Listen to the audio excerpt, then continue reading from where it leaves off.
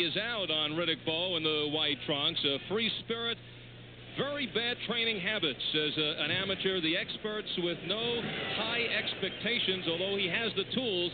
And there is one boxing expert who believes in Riddick Bowe, and that is certainly an indication of maybe things will turn for him. Eddie Futch is now in his corner. Eddie Futch has been around boxing for years. He's had 15 world champions. 77 years old. Riddick Bowe came to him, said, please manage me. And Eddie Futch said, I'm 77 years old. I don't have the time unless you're serious. Riddick Bowe showed he's serious. Do you think they have notions of Mike Tyson down the road? Here's his first opponent as a pro, Lionel Butler. And you take a look at his size, 6 feet 200, and he is down. He's already down. Nice right hand by Riddick Bowe. It was kind of a sweeping right hand that landed right on the side of the jaw. Left side of the jaw, and down went Lionel Butler. Butler taking this fight on 2 days' notice, 0-1 as a professional, and now he is bending down, looking to haul away. One thing Eddie Futch is working on with Riddick Bowe is getting more confidence with that right hand. Remember, that's the hand that he underwent surgery, had popped the tendon last April before the Olympics. So he wants him to work on the right. He now has his man cornered. And Eddie Futch says that Riddick Bowe is a great listener. He follows instructions from the corner. That's so important for these young fighters, especially with people like Eddie Futch who have been around a long while. Bowe said that Tyson was very lucky with Frank Bruno in knocking Bruno out. Tyson stunned, of course, in the first round with a left hook. I asked him about that, and he said he's been working on the left hook a bit more in the gym because specifically of that reason with Tyson. Riddick Bowe lost the super heavyweight final to Canada's Lennox Lewis. A stoppage in the second round. Sterling amateur career, 204 victories, 7 defeats, 146 knockouts for Bowe. He has the size, he has the tools, says Eddie Futch. Now he just has to get the head in order. And he's ready to get this first pro fight out of the way. The first fight of the professional ranks really does something to a fighter. It makes him realize that now he's in business with this. Lionel Butler coming on with some good combinations. The best defense in boxing is a good offense, and that's what he's trying to show. We all know, also knows this Butler, there is somewhat of a question mark about the chin of Riddick Bowe. And right now he is in close on Bowe. Butler went down early here in the first round. And we are down to 20 seconds left. Al Albert along with Sean O'Grady and Michael Marley ringside at the Lawler Event Center. And tonight, Mancini and Camacho will finally step in the ring. Both of these guys getting hit way too much in this first round. Riddick Bowe, Eddie Futch told me that he was having Bowe use his jab more and more movement from his head. He's not showing that here in this first round. I'll bet you he gets a fight between rounds. There's Lionel Butler going back to his corner. Jimbo Stevens in there, getting in the ring now. Butler, I saw late last night, walking the streets at 10:30. The night before the fight, he should be in bed by 10.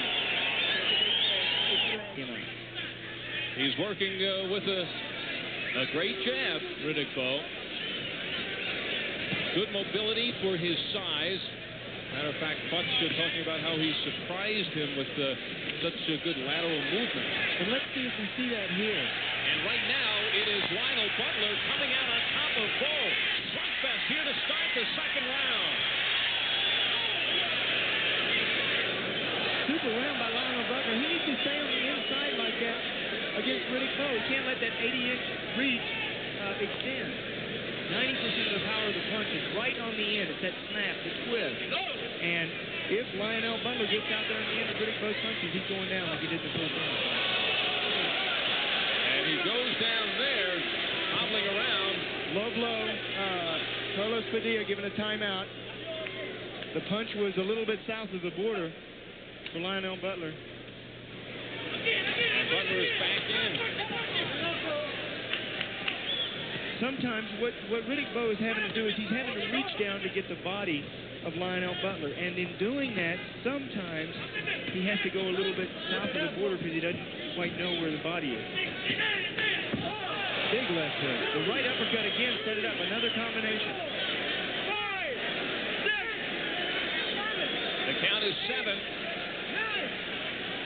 And Butler hearing Padilla well. Butler is showing signs of fatigue. He's ready to go. If Riddick Bowe can get right on top of him and throw a lot of combinations, he can knock Butler out.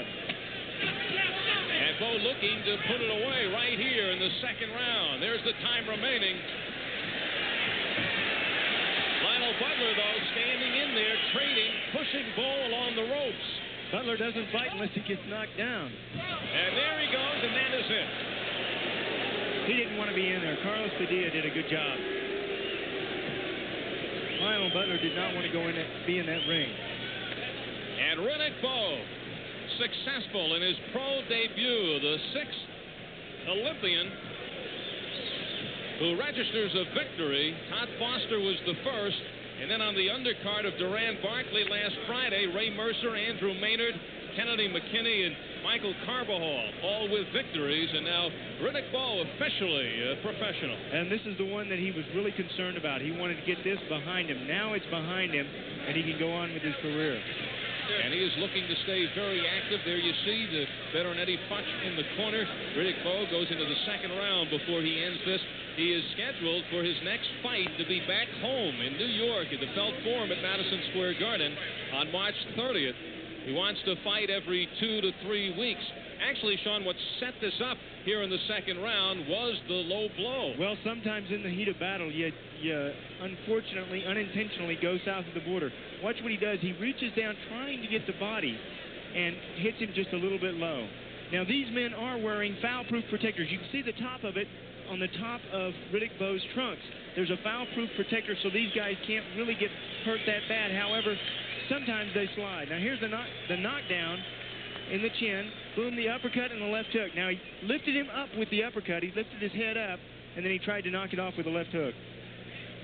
And the end of the fight, the third time down in the fight for Lionel Butler, who was game, stayed on top of Riddick Bowe, who pounded from inside for the final knockdown. The end was not far away, and Lionel Butler at that point wanted to get out of the ring. He was thinking about being some other place, but Lionel